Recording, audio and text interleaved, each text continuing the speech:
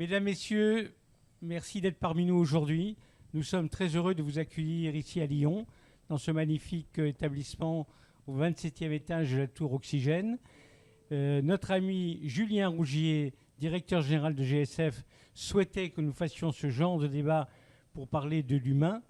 Eh bien, donc, nous allons pouvoir commencer tout de suite. Et auparavant, simplement, avant de vous dire quelques mots aussi sur les mouvements, les changements que nous avons été obligés de faire, je voudrais demander à Sonia de venir se joindre à nous. Sonia gère cet magnifique établissement, cette magnifique Sky Room, c'est ça? Et donc, je voudrais que tu nous dises quelques mots sur la ville de Lyon et sur l'objet de ce lieu. Bonjour à tous, donc je me présente, je suis Sonia Dawadi, responsable gestion et organisation au sein de l'équipe ONI Lyon. Donc ONI Lyon, c'est le programme de marketing territorial qui est destiné à faire rayonner la ville de Lyon à travers le monde entier. Cet outil, dont vous êtes ici aujourd'hui, est donc le Skyroom ONI Lyon. Il a été créé en 2012, donc ça va faire 10 ans, on fête les 10 ans cette année.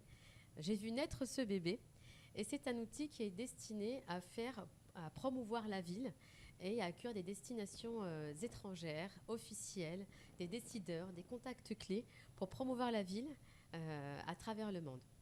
C'est un outil qui vous offre, comme vous le voyez, un panorama exceptionnel de 180 degrés et qui est ancré dans un quartier stratégique, le quartier de la Part-Dieu.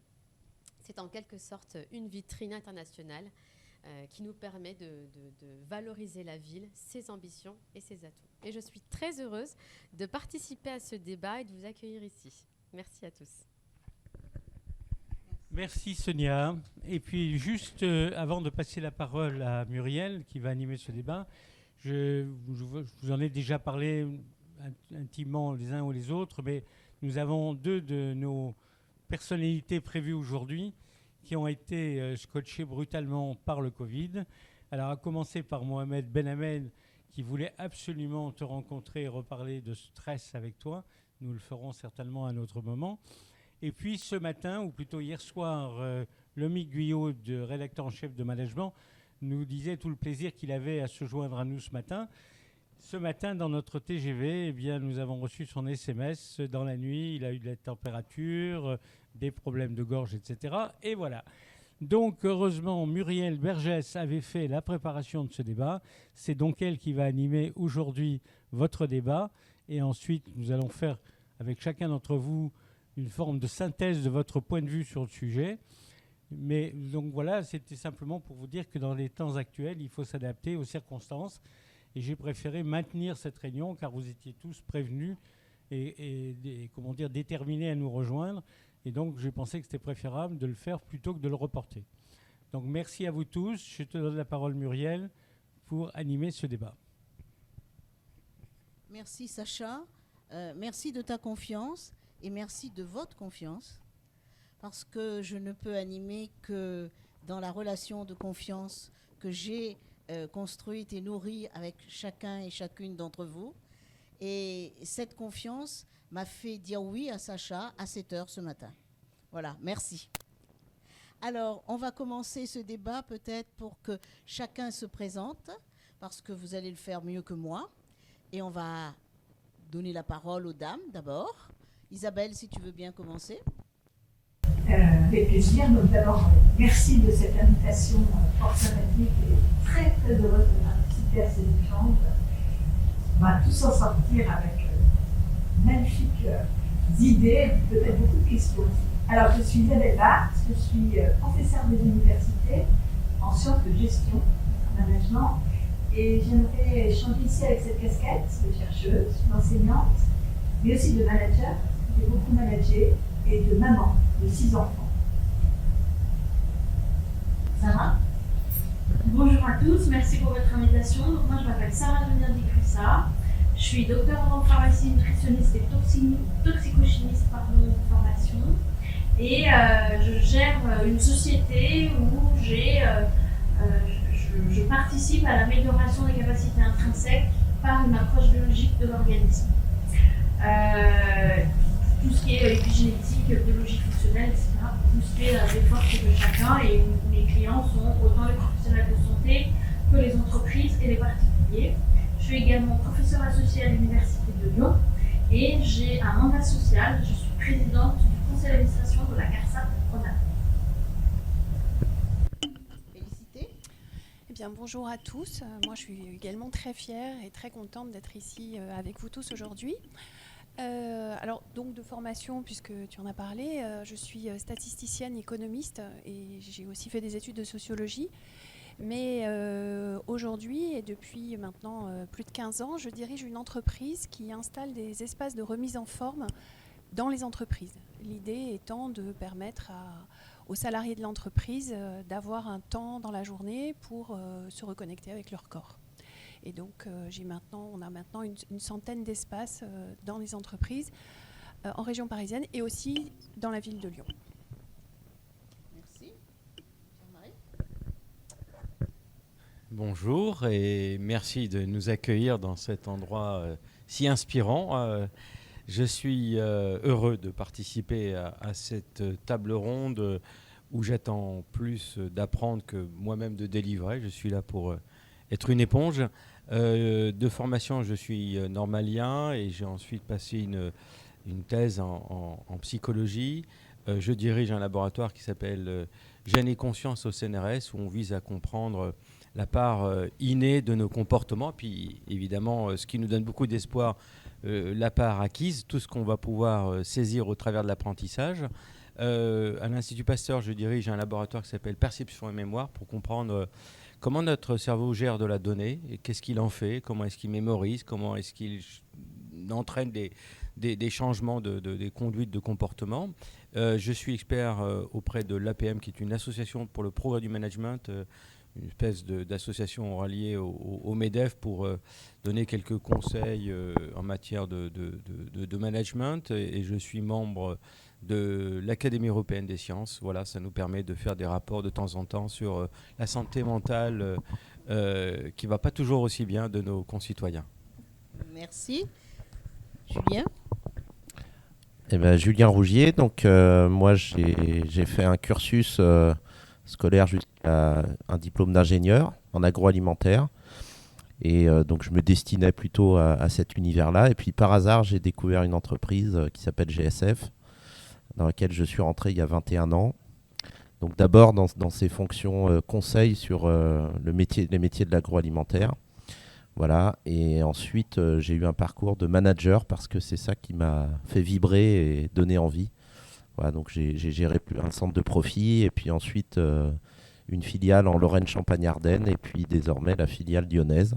Voilà, sachant que GSF est une entreprise de service qui opère principalement sur les métiers de la propreté et sur d'autres types de services depuis quelques temps. Voilà, donc c'est un métier profondément tourné vers l'humain pour être sur le thème de la journée, puisque voilà, nos métiers de service sont des métiers de bras humains. Et voilà, toute notre science à nous, c'est d'essayer de faire fonctionner ces êtres humains correctement. Voilà. Merci à tous. Et si vous voulez bien, je vais introduire quand même notre absent ici, qui aurait dû être avec nous, mais pour cause de Covid n'a pas pu être présent. Donc c'est Mohamed, et je le présente. Il est endocrinologue, directeur de recherche à l'INSERM, entrepreneur, spécialiste en épigénétique, maladies prédictives. Et à la question « Qu'est-ce qu'un être humain ?», il répond « L'humain est un être qui fait partie du vivant. Tout n'est pas écrit dans l'ADN, le monde extérieur a une influence. » Je pense qu'on peut commencer ce débat avec cette pensée qu'il nous a transmise. Et je vais peut-être demander à Sarah, qui pour elle aussi, l'être humain est un organisme vivant, comment elle réagit, comment elle pense par rapport à cette question, qu'est-ce qu'un être humain aujourd'hui ? Merci Muriel. Alors, un être humain, effectivement, c'est un organisme vivant, mais un peu particulier, puisqu'il a une capacité de discernement grâce à son cerveau. Donc pour moi, c'est un organisme vivant, donc un être organisé, qui a cette capacité de discernement et qui vit dans un milieu, dans une organisation, qui peut être l'univers, la planète Terre, un pays, une région, une famille, une entreprise. Et donc, du coup, il est lui aussi organisé. Et pour répondre sur la deuxième partie de ce point-là, il a une capacité d'ajustement aussi. C'est-à-dire qu'il s'ajuste en permanence et à chaque instant aux sollicitations environnementales auxquelles il est soumis. Je peux prendre l'exemple de la température, indépendamment, et on est dans un climat un peu frais en ce moment, indépendamment de la température extérieure, l'organisme doit se maintenir une température à 37. C'est la même chose pour son pH, c'est la même chose pour la vue qui va devoir s'adapter vis-à-vis de l'effort physique, intellectuel, et vis-à-vis des autres, vis-à-vis des virus, vis-à-vis des bactéries. Il s'adapte en permanence, il s'ajuste, il se synchronise pour maintenir son équilibre dynamique. C'est un équilibre dynamique, ce n'est pas un équilibre statique, parce que ça bouge tout le temps, parce que la vie est en permanence. Et il le fait grâce à un système comme un petit radar qui est capable de capter les stimuli extérieurs et adapter son métabolisme et son fonctionnement en interne.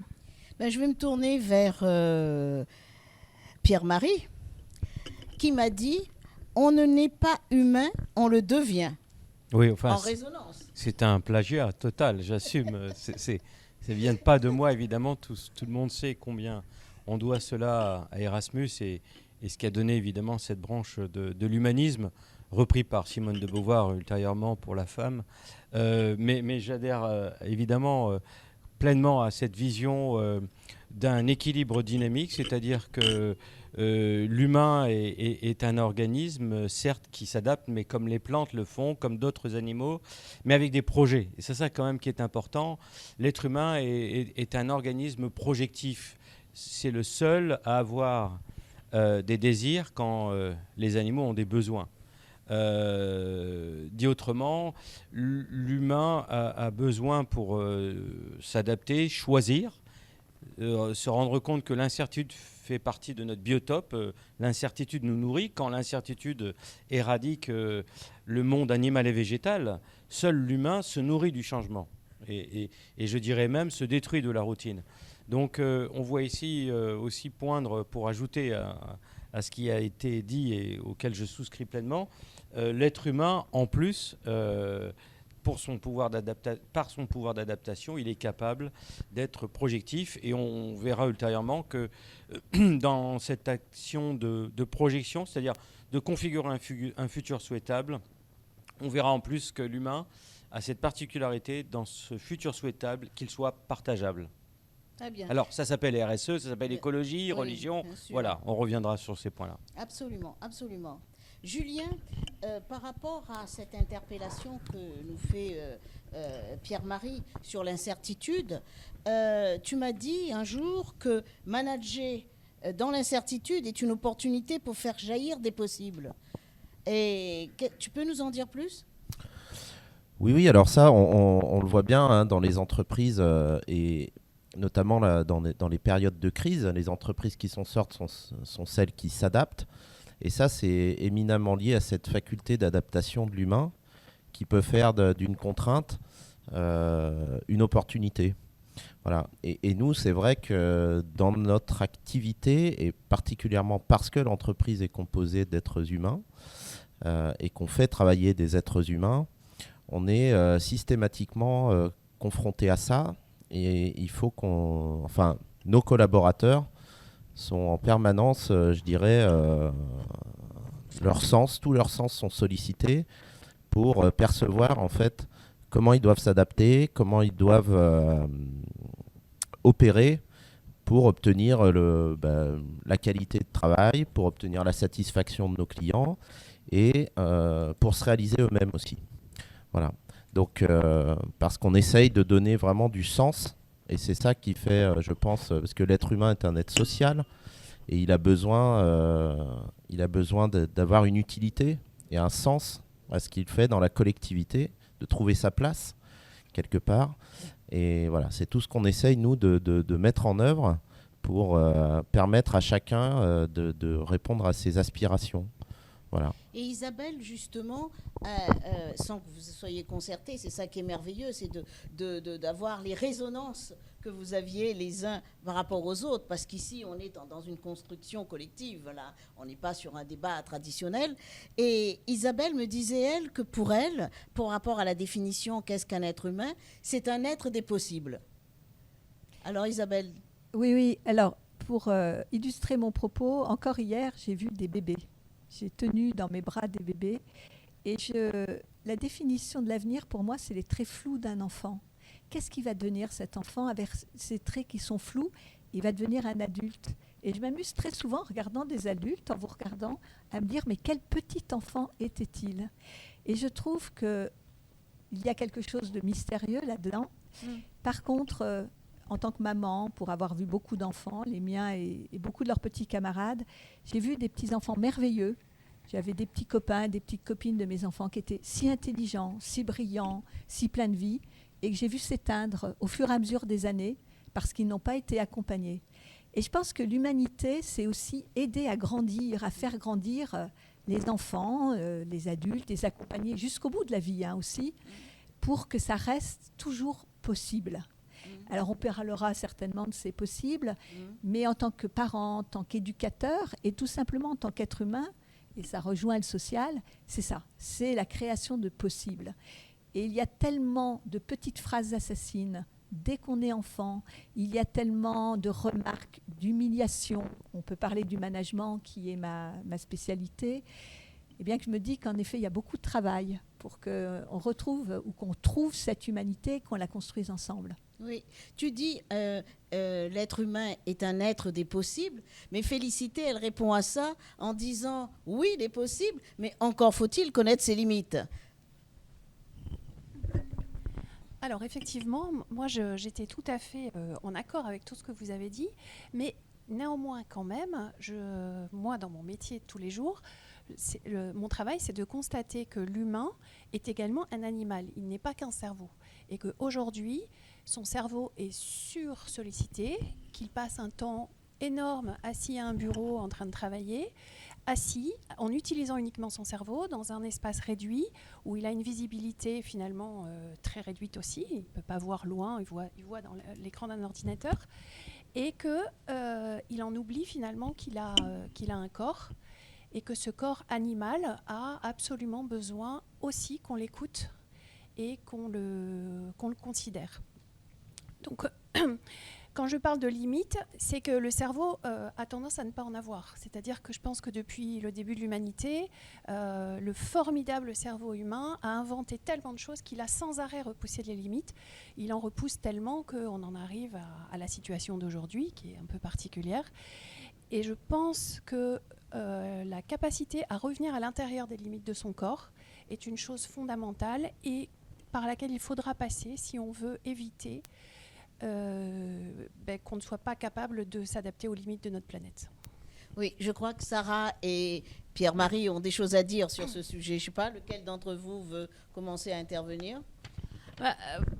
Alors, ça rajoute peut-être la notion d'interdépendance. C'est-à-dire que comme l'organisme, l'être humain, il s'adapte, il s'ajuste sur son environnement, il est aussi interdépendant.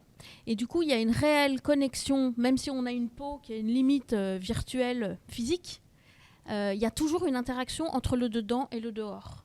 Il y a toujours une interaction entre le microcosme et le macrocosme. On prend l'image de cette magnifique ville de Lyon, on pourrait dire finalement que l'organisme humain, l'être humain, il est comme une ville. Si on pourrait partir du principe que les cellules de notre corps sont nos appartements, nos entreprises et nos maisons. Et on pourrait dire finalement le sang qui irrigue toutes nos cellules dans notre organisme, c'est un peu comme nos routes dans cette ville-là. Donc il y a toujours cette interaction qui fait qu'on est un être de lien et un être social. Mais cette interdépendance, elle est à double niveau, c'est-à-dire qu'on va s'adapter à l'environnement, mais on va pouvoir aussi influencer l'environnement. Et par rapport à ce que vous venez de dire, je vais donner juste un exemple sur cette interdépendance. Vous parlez des animaux, mais on a parlé des plantes. Le plus bel exemple, peut-être, je peux prendre l'oxygène. C'est-à-dire que on a besoin de respirer pour vivre. 3 minutes sans oxygène, on n'est plus là. Cet oxygène-là, on va le métaboliser, on va l'utiliser, on va le transformer et on va le rejeter sous forme de CO2, de dioxyde de carbone. Mais ce CO2, il va être pris en charge par nos amis les arbres, les plantes, qui, eux, vont le recycler grâce au soleil, aux photons et à la lumière et nous redonner l'oxygène dont on a besoin. Donc, en fait, comme on est interdépendant, on a besoin de cet environnement pour pouvoir évoluer. Et par rapport à ce que vous disiez sur le fait de se mouvoir, c'est un besoin vital de se mouvoir parce que, comme je l'ai dit tout à l'heure, la vie est en permanence et que du coup, on a besoin de se mouvoir. Et ça fait partie, une des ressources dont le corps a besoin, mais peut-être que je développerai ça plus tard et je vais laisser peut-être la parole à Pierre-Marie. Pierre-Marie, ta réaction? Alors, bien, une réaction en forme un peu de synthèse avec tout ce que j'ai entendu, notamment quand Julien nous rappelle que pour faire face aux crises, il nous faut innover. Rappelons-nous que l'humain, c'est Homo faber. Donc, il va transcender les limites de la nature. Certes, nous sommes des homéothermes, nous avons une consigne à respecter, consigne thermique à respecter, et que notre peau ne va pas nous isoler de l'environnement, mais on va inventer les habits. Donc, c'est ça quand même qui est important, c'est que l'humain se distingue de toutes les autres espèces animales. Je ne veux pas faire de cérébrocentrisme, mais quand même, par son cerveau, il acquiert un statut particulier. Et c'est là où il faut bien comprendre la différence entre innovation, répondre à une crise, et c'est du présentisme. Je fais tout en sorte pour que rien ne change, parce que l'innovation, c'est à l'intérieur. J'ai innové, j'amène du nouveau à l'intérieur pour que rien ne change. Alors qu'à la notion d'innovation, on peut y opposer la notion de progrès. Le progrès, c'est une vision à long terme où l'humain va se mettre sur une trajectoire. Au travers de cette notion de co-développement, on cherche à développer ensemble des outils pour qu'ensemble, on puisse transcender les limites naturelles de l'humain. C'est ça quand même qu'il faut comprendre. Donc la notion pour les managers de faire rêver, de projeter, mais pas de projeter soi-même, mais de projeter le collectif, d'où la notion de normes, d'appartenance, etc. Et quand on parle d'oxygène, rappelons-nous que l'oxygène est un poison. C'est la raison pour laquelle il faut... Moi, j'ai du vin à côté de moi, c'est un antioxydant, mais chacun son antioxydant. Et c'est là où l'humain est fort, c'est qu'il va trouver à transcender les limites de la nature par le collectif. Et on pourra revenir sur cette notion. Ce qu'aujourd'hui le digital est un avatar de cette notion-là, d'ensemble être capable de transcender les limites du possible.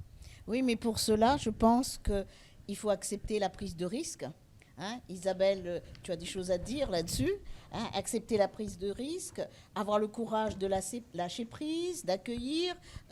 Qu'est-ce que tu peux nous dire? Alors, je dirais en vous entendant que moi, il y a une chose, si on parle des limites, c'est la vulnérabilité. Et je pense que la notion de fragilité et de vulnérabilité, elle est très humaine. Et que ça peut être une force. C'est la fameuse fable du roseau et du chêne.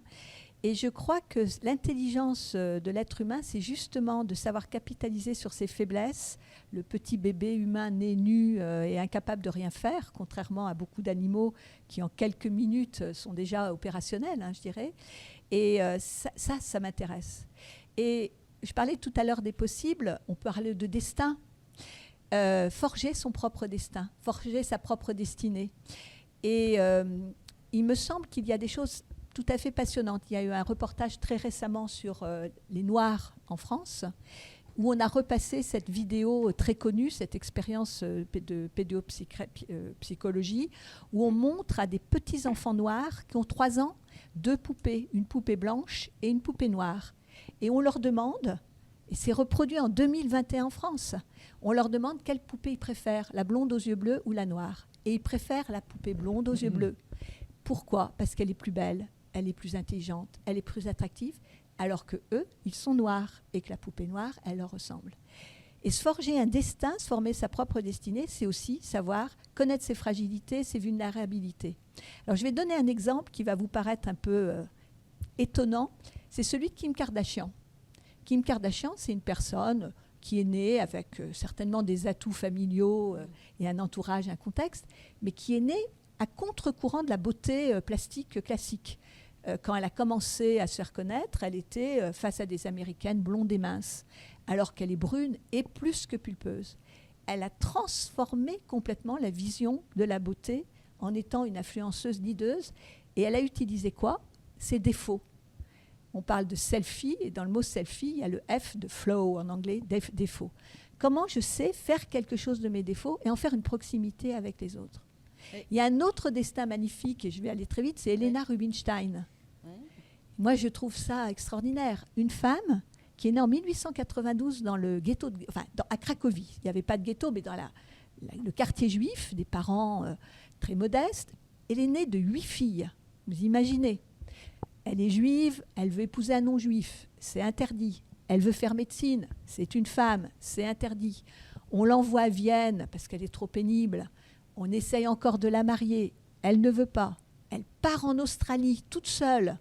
Elle change son prénom, elle s'appelait Shaya, elle devient Helena sur le bateau. Elle crée une crème en Australie qu'elle vend et commence l'empire Helena Rubinstein. Elle meurt à 92 ans avec 30 000 salariés, 15 usines. Elle s'est battue contre sa judéité, contre le fait d'être une femme. Elle a construit un empire, et à partir de choses qui ne la destinaient pas du tout à cette réussite.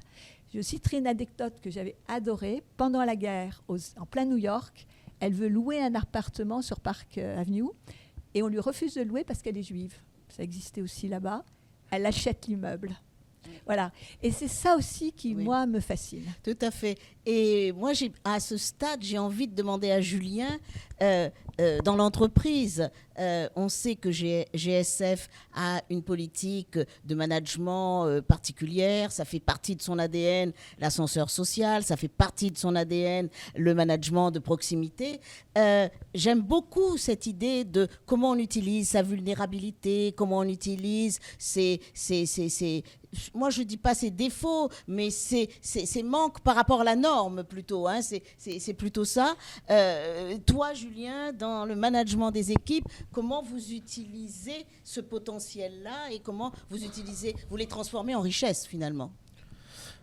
D'abord, parce que quand on intègre un collaborateur dans l'entreprise, on s'intéresse d'abord à son capital humain, et pas forcément à son background en termes de formation, de diplôme ou de compétences dures.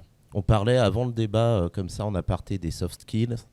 Et nous, c'est vraiment ce qui nous intéresse. On cherche des gens, peu importe d'où ils viennent, de leur univers social, peu importe leurs croyances, peu importe la couleur de leur peau, peut-être même la langue qu'ils parlent, parce qu'on est dans un métier qui permet d'inclure aussi beaucoup de gens qui arrivent dans notre pays et qui ont besoin de travailler.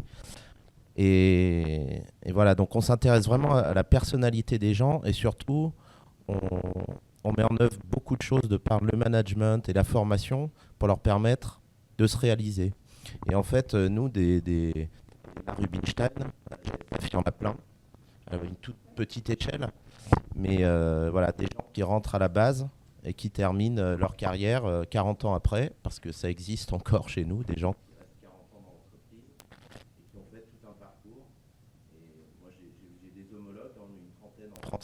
patrons de filiales qui ont commencé en poussant un balai et qui ont gravi les échelons tout simplement parce qu'ils avaient envie et que l'entreprise leur a donné la possibilité de le faire en les accompagnant, en ouvrant des portes. Et voilà, et ça, moi, ça me passionne tous les jours. Ces parcours-là, c'est ce qui me fait vibrer et c'est ce qui fait que j'aime le management et voilà, et l'humain. Et féliciter le management de Wellness Training. Dans tout ça, c'est comment? Alors moi, je rejoins tout à fait ce que tu viens de dire, à ceci près que nous, la profession de coach sportif, c'est une profession réglementée, donc il est nécessaire d'avoir des diplômes particuliers pour ça, mais on est installé en Seine-Saint-Denis et on brasse une population extrêmement variée qui vient d'un peu partout. On a vraiment des gens de toutes les nationalités, de tous les horizons. Et c'est formidable de les voir vivre ensemble. Voilà, on a vraiment tout un travail autour du vivre ensemble qui est très très poussé. Et je pense que c'est vraiment fondamental. Ce qui est intéressant par rapport à ce qui vient d'être dit là, c'est que finalement, c'est bien l'environnement qui va influencer le parcours de chacun et ses propres capacités intrinsèques et sa propre imagination ou sa propre ce projet qui va les pousser justement à devenir ce qu'ils souhaitent et ce qu'ils sont. Donc on est bien sur ces... Oui, tout le monde n'est pas d'accord. Ah, ouais. Tout le monde n'est pas d'accord, alors allons-y. Je pense ce qui est intéressant là-dedans, c'est qu'on interagit sur son environnement et on crée son environnement. C'est-à-dire qu'on est même capable de faire changer les codes mentaux. Enfin, moi, je crois beaucoup dans les collectifs que sont les organisations, les entreprises, à la notion d'imaginaire commun et des croyances ancrées. Et là, c'est des gens qui font sauter les croyances et qui bousculent leur environnement et qui le font changer. Vous parliez d'innovation. La vraie innovation, c'est ça. C'est être capable de faire changer les codes mentaux. Qui aurait cru, il y a 20 ans, qu'on irait coucher chez des inconnus, en plus en payant? Airbnb a modifié complètement par son innovation la capacité à voir l'hospitality management en changeant complètement les codes mentaux. Donc moi, je crois beaucoup dans l'humain à la capacité à bouger cet environnement. Mais c'est vrai qu'au départ, comme dit Maxime Le Forestier, on ne choisit pas où on est quelque part et on n'a pas toujours le même capital. Ouais. Et Pierre-Marie, comment le cerveau, là, il réagit avec tout ça en tout cas, autant qu'on puisse observer au travers de certaines pathologies, je pense en matière de santé mentale, ce qu'on appelle les troubles de la maladaptation, c'est-à-dire stress chronique, anxiété, dépression, burn-out, on s'aperçoit bien que le changement nourrit l'humain tant que l'humain est un acteur. C'est-à-dire que si le changement, je le subis sans lui donner du sens, exact. Et je crois qu'on est au voyage au cœur du sens dans cette rencontre, oui, eh bien, cela donne aussi un espoir du fait qu'on a parlé de liberté, on a parlé d'innovation et d'adaptation, mais à condition que, évidemment, on puisse donner du sens à ce changement, parce que rien n'est permanent, sauf le changement pour l'humain. Félicité. Oui, moi je voulais rebondir là-dessus parce que c'est exactement ça en fait. Pour arriver à faire vivre ensemble des gens qui viennent d'horizons aussi différents, et il a fallu les faire beaucoup parler ensemble. Et notamment, toutes les questions autour de la laïcité se sont posées, entre autres. Et à partir de là, c'est devenu une habitude en fait de fonctionner de manière collaborative. Et donc ça fait 10 ans qu'on a un management qui est beaucoup plus horizontal que vertical et qui fonctionne énormément en collaboratif, avec des discussions, je donne un exemple. On a eu un moment, on avait comme partout des accidents du travail, on essayait de donner les bonnes pratiques, faites ceci, faites cela, ne faites pas comme ci, ne faites pas comme ça. Bon, le jour où on a ouvert un forum en demandant à tout le monde, bon écoutez, là ça ne va pas, donnez-nous vos idées, et bien ce jour-là, tout le monde a participé, et après il y a eu le nombre d'accidents a chuté considérablement, simplement parce que les gens s'étaient appropriés et étaient rentrés avaient mélangé leurs univers mentaux. Voilà, moi c'est comme ça que je vois les choses. Ils ont mélangé leurs univers mentaux et avec nous, avec l'ensemble de l'entreprise, pas simplement eux entre eux, mais eux avec la direction, avec les managers et avec des gens qui ne faisaient pas leur travail au quotidien. Mais moi, j'ai envie de vous dire, d'accord, on fait tout ça, mais est-ce que, c'est la question que j'avais posée à Julien en préparant ce débat, mais est-ce qu'on peut faire le bonheur des salariés malgré eux ? C'est-à-dire sous prétexte qu'on a de bonnes idées, interactives, participatives, etc. L'être, voilà. Qui veut répondre à la question ? Moi, je veux bien. Je vais être très court et comme ça, la parole pourra circuler. Faire le bonheur à l'insu d'une personne, oui, ça porte un nom, ça s'appelle du nudge management. C'est du management incitatif, et là je parle sous contrôle de spécialistes de management, mais en fait, on le sait, dans mon domaine de la santé, quand on dit aux gens qu'il faut faire 10 000 pas, tout le monde le sait, mais personne ne l'applique. Exactement. Fumez-tu oui, ok, on vous dit ça. On sait qu'on va sécréter des anticorps de l'esprit qui fera qu'au bout de 3 semaines, fumez-tu, on se dit oui, 60% de plus de cancer, mais moi je fais partie des 40%. Oui, Donc bien sûr. psychologiquement, il y a comme ça des mécanismes de défense qui font que être dans le coercitif d'un point de vue du comportement, ça ne marche pas. L'autre option, c'est d'être plus dans le ludique et de laisser la possibilité au sujet. On revient en tant qu'acteur, je choisis. On peut donc, et vous avez 3 stations à New York de métro qui vont faire qu'en sorte, tout le monde sait qu'on devrait marcher, mais quand vous vous retrouvez devant un escalator de chez Alstom, vous êtes aspiré par cet escalator et les marches, vous n'allez pas les prendre. Mais sur 3 stations de métro à Paris, vous aurez la possibilité de choisir, et si vous prenez les marches, à ce moment-là, vous allez pouvoir produire de la musique en montant. Donc du coup, c'est une incitation, voilà, et vous allez le faire par goût du jeu, parce qu'on pourra revenir tout à l'heure sur l'importance du plaisir dans nos comportements. Oui, n'oublions pas que justement. l'humain est un animal, l'humain est le seul animal qui reste jeune toute sa vie. Alors, réaction les uns des autres? Ouais, moi, je voulais réagir un peu sur le bonheur, parce que tu as posé la question. Finalement, qu'est-ce que c'est que le bonheur? Et pour ma part, c'est justement d'être en harmonie, en symbiose avec l'environnement dans lequel on est et vis-à-vis de nous également. Et si je peux prendre une image, c'est un peu comme un diamant. Un diamant, il rayonne. Si l'être humain pourrait être un diamant, il rayonne et du coup, inversement, les rayons de la lumière vont le pénétrer. Donc en fait, pourquoi? Parce qu'à l'intérieur, dans l'organisme, la matière est organisée. Si on a la même matière non organisée, ça va s'appeler du charbon. Et donc du coup, vous aurez beau faire toutes les techniques de développement pour pouvoir être dans le bonheur, si vous n'avez pas réorganisé les matériaux de l'organisme, et bien du coup, vous ne pouvez pas rentrer dans cette atteinte ultime-là. Et pour ça, c'est comme dans une entreprise, c'est-à-dire que on peut présenter toutes les formes de solutions possibles et inimaginables, mais en même temps, le travail doit aussi se faire de l'intérieur. Et à l'intérieur, comme quand on le fait pour une organisation ou une institution, on doit l'alimenter. On doit alimenter cette organisation, cet être humain, avec notamment le besoin de se mouvoir, mais aussi toute la partie alimentaire, nutriments et matières premières suffisantes pour pouvoir s'adapter et éviter d'aller dans les pathologies telles que le professeur Ledo vient de le signaler, pour pouvoir avoir suffisamment la capacité de réparer, de s'adapter, mais aussi...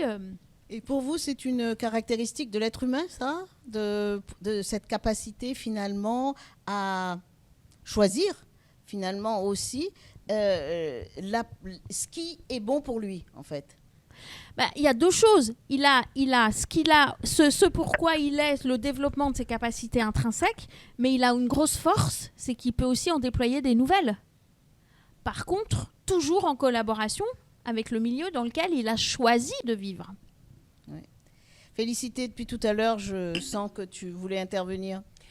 En fait, je voulais rebondir par rapport à ce que vous avez dit au sujet des incitations, parce que je pense qu'effectivement, l'être humain, il a une grosse caractéristique, c'est qu'il s'économise beaucoup. Donc, il est paresseux.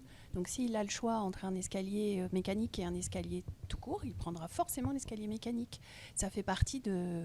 Alors, c'est votre collègue Sébastien Boller qui le dit très bien. Je ne sais pas si vous êtes en accord avec lui, mais en tout cas, pour nous, ça nous a paru assez limpide, cette question-là.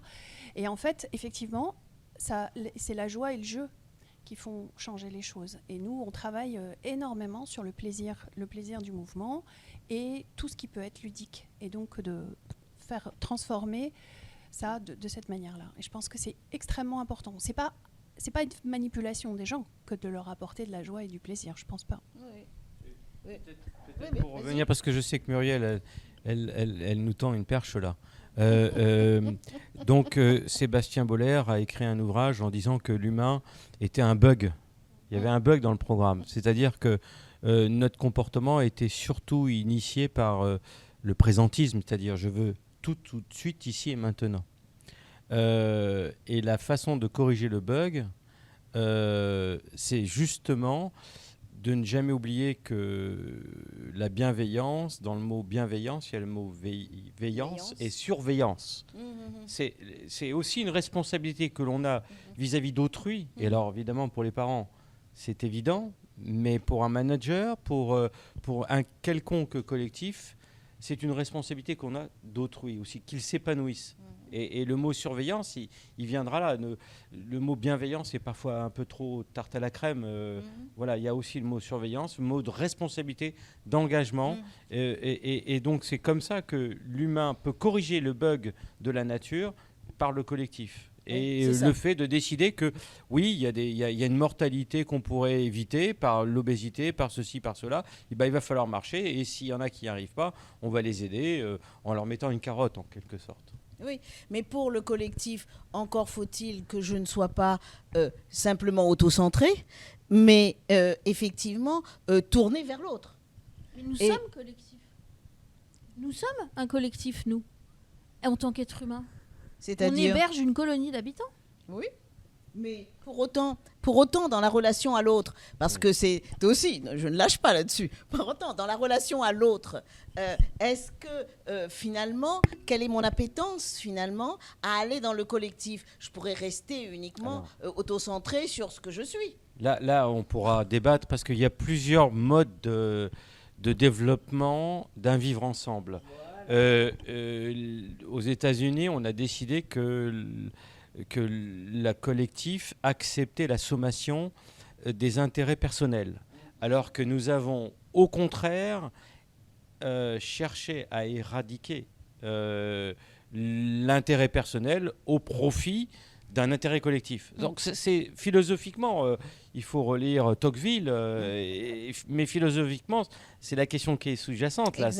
C'est est-ce que je laisse le libre arbitre du sujet et j'accepte et je tolère, et ça va vers le communautarisme et toutes ces formes-là, j'accepte que le vivre ensemble, c'est une addition de collectivités singulières, où je définis des projets communs qui vont s'appeler nation, république, valeurs, et à ce moment-là, le sujet se fond dans l'intérêt collectif.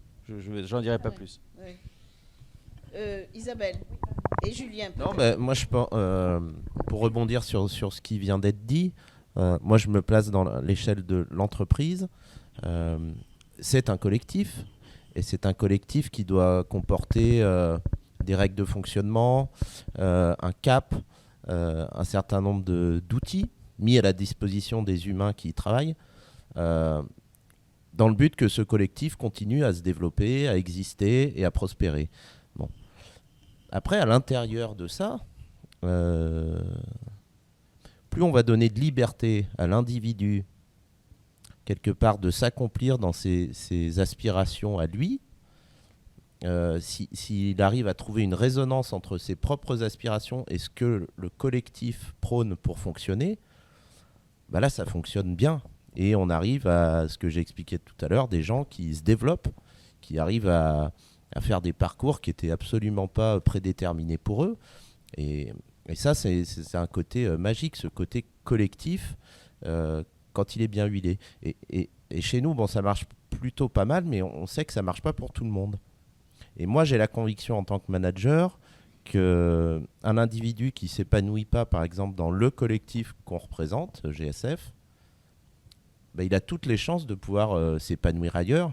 Et là, mon rôle, on parlait de surveillance, de bienveillance, c'est de l'accompagner gentiment à trouver sa propre voie et peut-être à quitter notre collectif, mais à aller vers une autre solution pour lui, voilà, pour qu'il soit plus épanoui, qu'il donne plus de sens à ce qu'il fait, à sa vie, etc. Isabelle ? Moi, j'aime beaucoup qu'on réfléchisse à cette question de collectif par rapport à l'humain. Mais les collectifs, il y a plein de collectifs. Il y a la horde de Freud, avec le géniteur qui domine sa famille. Il y a la famille, mais il y a la foule, il y a les attroupements, il y a les tribus, il y a l'entreprise. On a toutes sortes de collectifs dans lesquels nous passons un moment. Là, nous créons un collectif.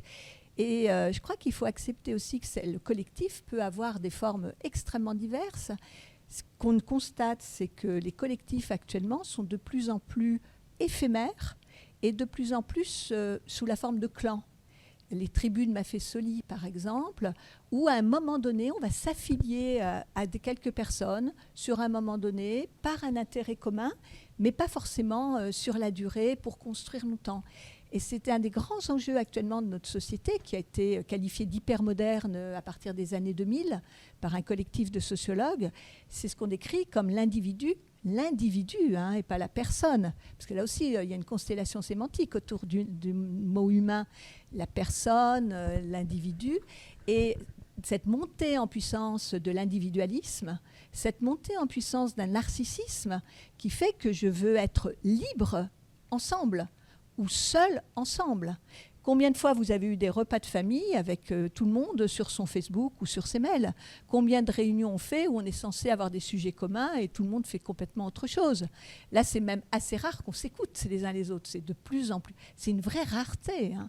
Et donc, la notion de collectif, elle évolue actuellement beaucoup. Le consommateur est déjà un individu en soi et revendique cette individualité. Hein. C'est la publicité parce que je le vaux bien. Et là, je crois que c'est quelque chose qu'il faut vraiment, sur lequel on réfléchisse, parce qu'il n'y a pas d'évidence sur l'humain évolue, le collectif évolue.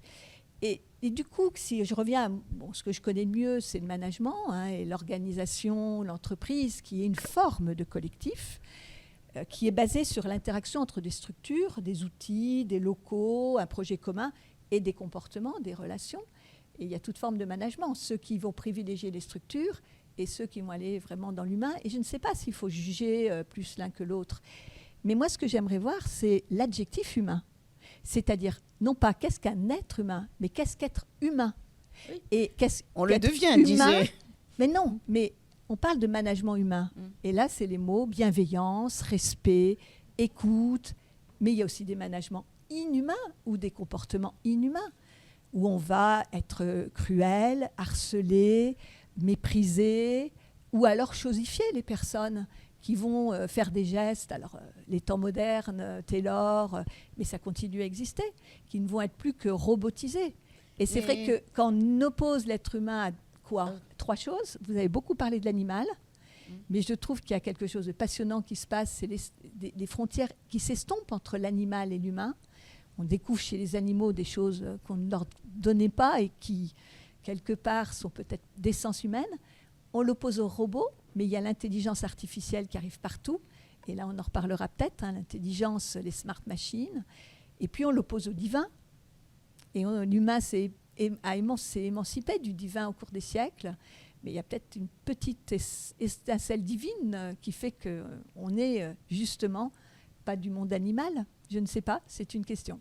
Oui, et de toute façon, on est là pour partager nos interrogations. On n'a pas forcément des solutions. C'est pas le but du débat. C'est plutôt de voir entre nous finalement autour de cette notion d'être humain quelles sont toutes les facettes qu'on peut tirer. Et moi, je reviens parce que je suis tenace. Je reviens sur cette appétence de l'être humain à aller vers l'autre. Et en discutant avec Félicité, on avait quand même une convergence, c'était de dire que si on retrouve sa souveraineté intérieure, on a peut-être là un appui, un support pour pouvoir aller mieux vers l'autre. Tu peux nous dire un mot ? Oui, alors c'était toujours dans la discussion autour des limites et de l'idée qu'en fait, la liberté, retrouver sa liberté, c'est accepter ses limites et accepter les limites qui nous entourent. Parce que la liberté pure, elle est complètement destructrice. Et on en revient un peu à ce que tu pouvais dire par rapport aux philosophes des Lumières qui parlaient de liberté. Mais la liberté dont ils parlaient, ce n'est pas la même que celle qu'il y a aujourd'hui. Voilà, c'est ça. Et la liberté pure, c'est l'âne de Buridan qui finit par mourir de faim parce qu'il n'est pas capable de faim et de soif, parce qu'il n'arrive pas à choisir entre son bac d'eau et son picotin, quoi. Il n'arrive pas. Donc, retrouver ses limites, c'est retrouver sa liberté. Et d'ailleurs, on n'a pas du tout parlé du transhumanisme, mais là, je dérape un petit peu. Je vais rester sur la souveraineté. Je pense que quand on se reconnecte à ses limites intérieures, on a la capacité de retrouver simplement sa souveraineté d'être un être humain, uniquement d'être, et qui ne passe pas par le fait de faire. C'est ça. Et qui est donc uniquement, voilà, je suis là, assise avec vous, je suis posée sur cette chaise, j'ai le droit d'être là, vous avez tous le droit d'être là, il n'y a pas quelqu'un de mieux que les autres, nous avons tous à l'intérieur de nous une souveraineté profonde qui fait que nous avons ce droit et cette puissance d'être sur la Terre. Puissance qui, évidemment, ne doit pas dégénérer en toute puissance, mais c'est une autre question. Oui. Pierre-Marie, tu réagis comment par rapport à ça?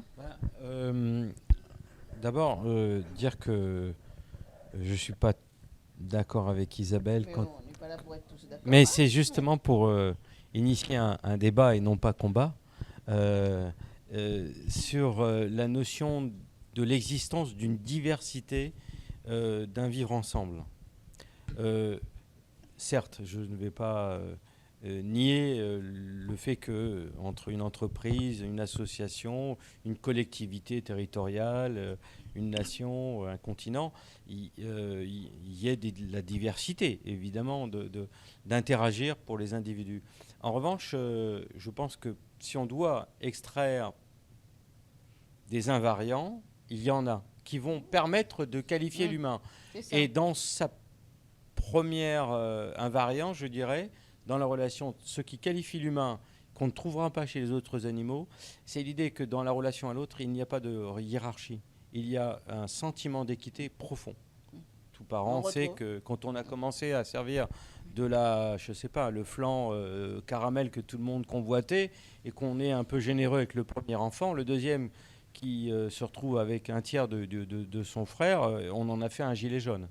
Donc, un sentiment d'équité qui est profond. Et je ne vais pas revenir sur la théorie des jeux, tout ce qui a été bien travaillé, quantifié, modélisé. Donc, cette idée d'ultimatum dans l'esprit où je vais accepter une violation de ce principe d'équité jusqu'à un seuil qui est appelé le seuil de l'ultimatum. Autre sentiment, c'est le sentiment de réciprocité qui n'existe pas chez les animaux.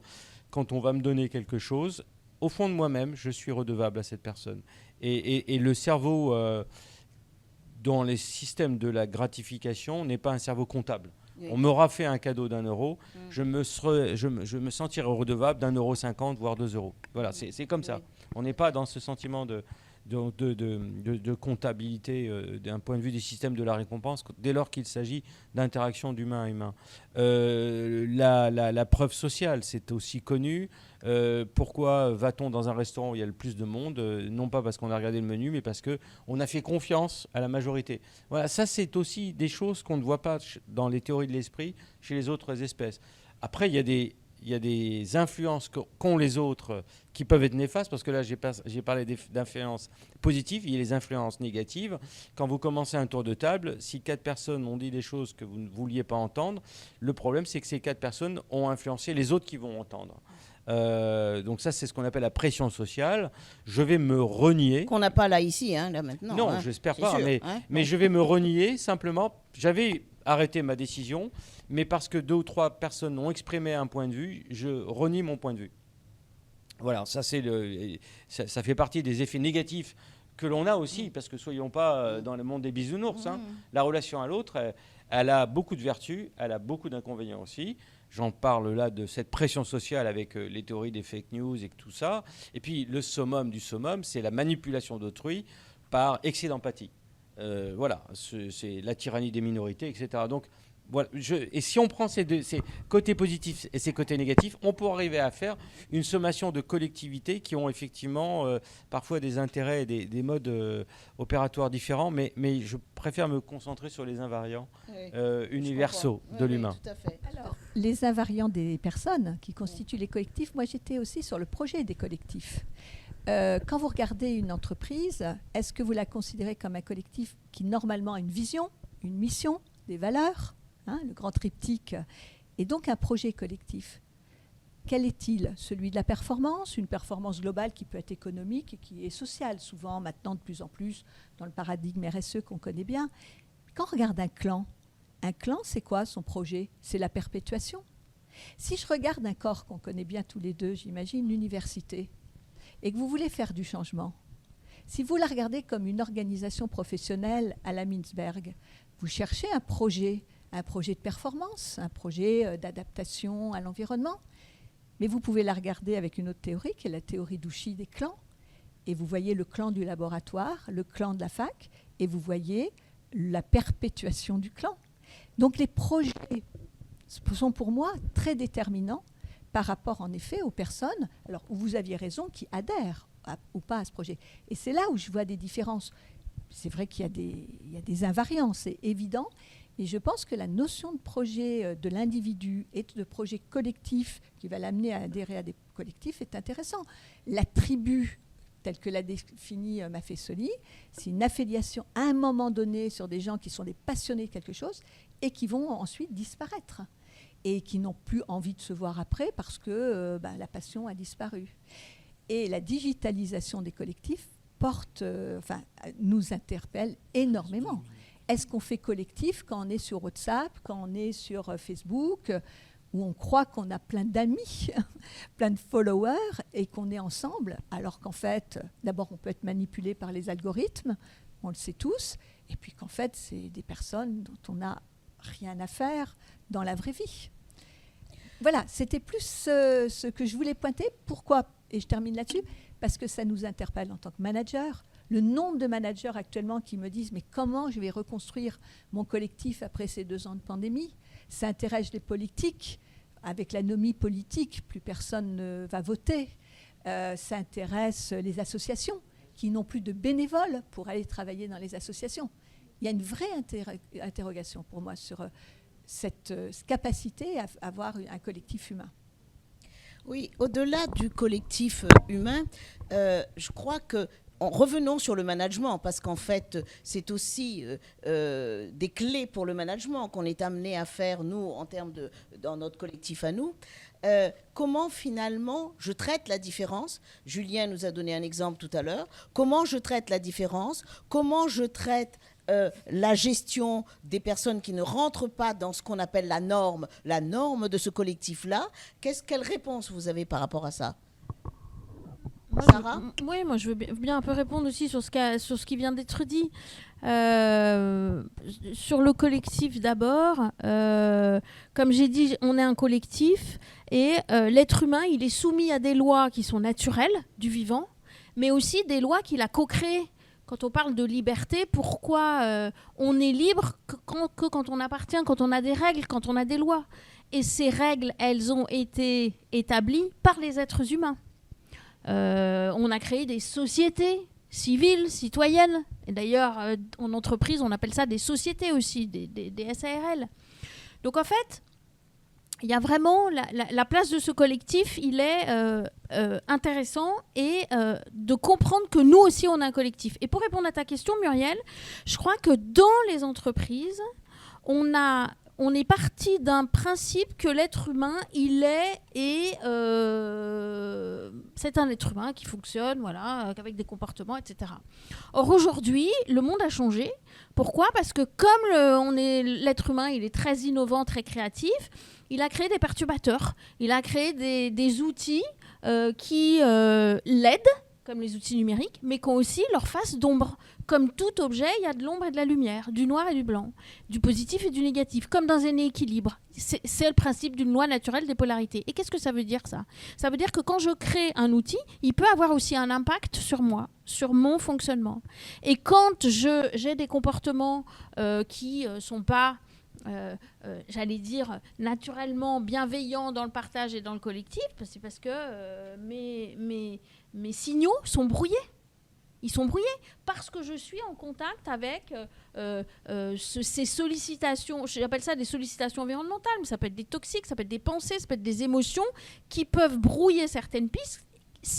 Et là, pour le coup, c'est dans le côté négatif, et qui peuvent avoir aussi un impact sur notre organisme. Et qu'est-ce qui fait notre organisme ? Il est géré pas que par notre cerveau, mais aussi par tout ce qu'on héberge. Et ce qu'on héberge, ils sont nourris comment ? Et donc, du coup, la vision de l'exemplarité du management qu'on peut avoir, elle est fondamentale. Mais si l'humain l'être humain, lui, on ne va pas aussi chercher quelles sont ses vertus et de le ramener le plus possible vers ses lois naturelles en l'alimentant correctement, l'hydratant correctement, l'oxygénation, le besoin de se mouvoir, dormir, etc. Je pourrais en passer par des meilleurs. Ses capacités de détoxication, de les mettre au taquet parce qu'on a augmenté ces produits et qu'on a tous co-construit et qui nous servent. Là, on arrive à... Et ça rejoint un peu le lien entre le dedans et le dehors. On n'est pas que sur l'extérieur, on est aussi sur l'intérieur. Et ça me fait penser à... vous avez parlé de joie, Félicité, tout à l'heure. Ça me fait penser à la joie passive et la joie active de Spinoza.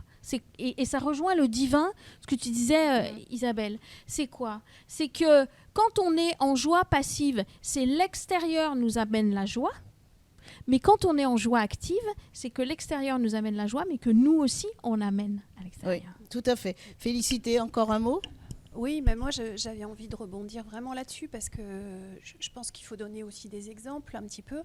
Et chez nous, on a eu un bouleversement complet avec le Covid pendant 2 ans. On a fermé toutes nos salles, on a dû faire les cours à distance. Enfin, ça a été une révolution. Beaucoup de coachs ont été au chômage pendant très longtemps, chômage partiel pendant longtemps, et il y en a beaucoup qui sont partis. Et donc forcément, on s'est posé beaucoup de questions sur qu'est-ce qu'on fait, d'où ça vient, qu'est-ce qui se passe, comment faire pour les faire revenir.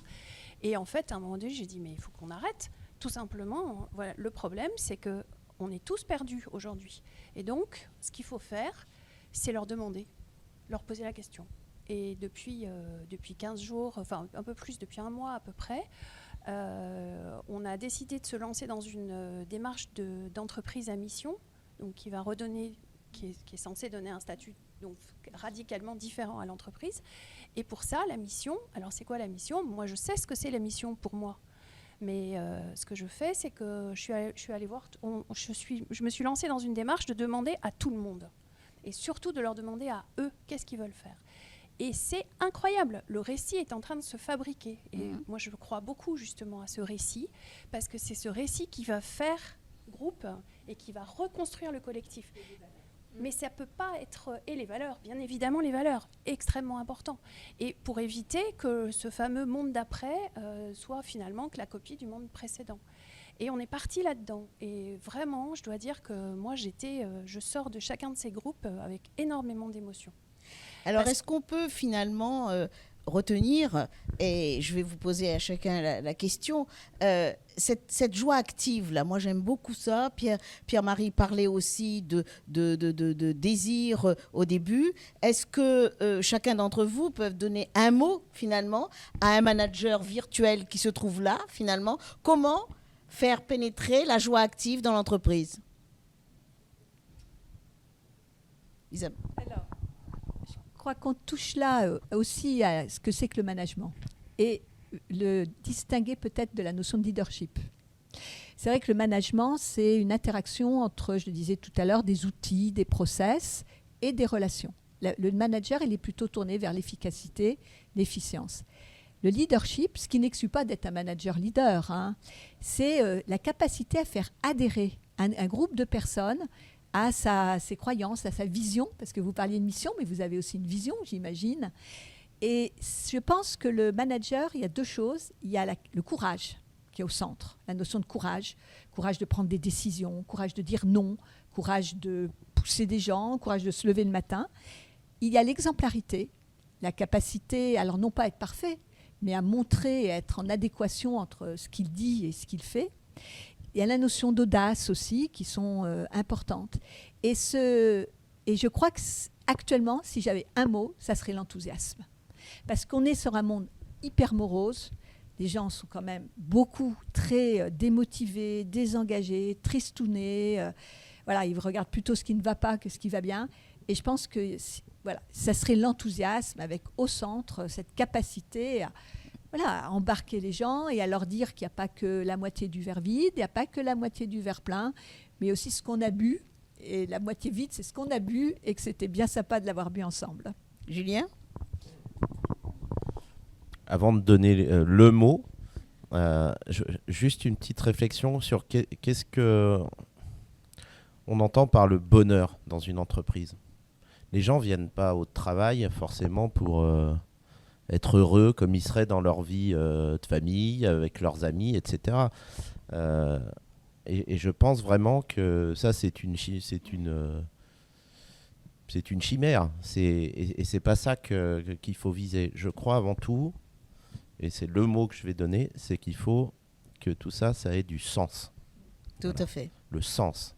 À quoi je sers, pourquoi mon action est utile à mon entreprise, à mon environnement. Voilà, le sens. Très bien. Pierre-Marie ? Alors, pour moi, la question est de demander aux managers d'arrêter de demander aux humains de s'adapter au process, mais de mettre l'humain au cœur des process et d'adapter les process à la définition que nous essayons de faire ensemble collégialement sur qu'est-ce qu'est l'humain et donc de tirer des leçons pour que les process soient adaptés, parce qu'aujourd'hui, quand on voit autant de démotivation autour de nous, j'accompagne notre ministre de l'éducation pour essayer de tirer des outils pratiques en matière de sciences cognitives pour l'éducation, mais on voit bien qu'on a les mêmes enjeux au niveau scolaire que dans les entreprises, c'est la démotivation. Et donc ceci me ramène à rappeler qu'on ne motive pas les gens.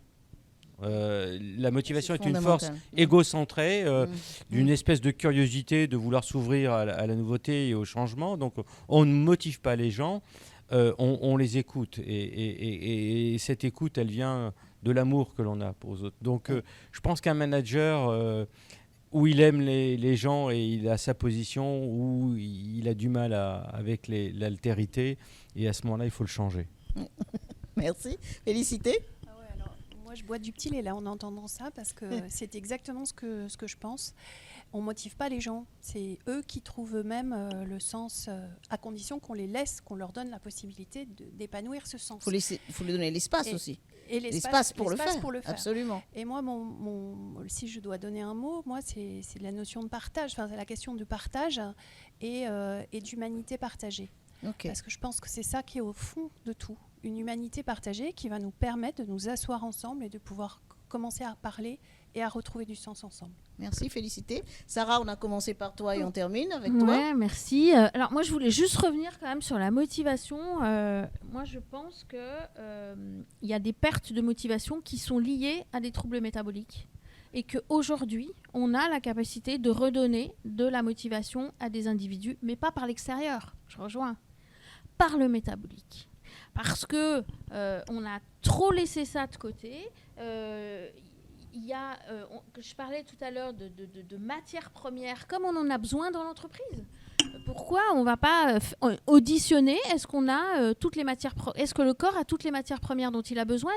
Pourquoi on ne fait pas un audit de la fonctionnalité avec des bilans fonctionnels pour aller voir ce dont il a besoin ? Et du coup, de réintégrer et d'optimiser en fait le métabolisme en interne. Et du coup, moi, sur les deux mots, alors l'exemplarité, merci Isabelle, mais je crois je l'avais dans l'entretien avec Muriel, c'est effectivement ce que j'avais évoqué, et puis aussi l'humilité et l'exemplarité, mais surtout, il y a que de la résonance entre le microcosme que nous sommes et le macrocosme de nos organisations. Merci beaucoup. Je crois qu'on a terminé. Hein. On ne m'accorde pas plus de temps. Je voulais quand même dire qu'on a parlé du management. On est des êtres humains tout le long de la vie. On a parlé d'éducation. Voilà, il faudrait que ça commence tout petit. Et le système scolaire actuellement que nous avons est antinomique à ce qu'on ne peut souhaiter ensuite quand on est adulte. C'est pas normal de ne pas copier sur son voisin. C'est pas normal de ne pas respecter l'élève ou de le mettre tout le temps en concurrence. Et là, je crois qu'il y a tellement de choses à faire sur les soft skills dans le système éducatif. Tout à fait. Là, je voudrais reboucler avec Donnons ça. à l'être humain toutes ses potentialités. Voilà. On peut terminer là-dessus. Ça vous va ? Merci infiniment.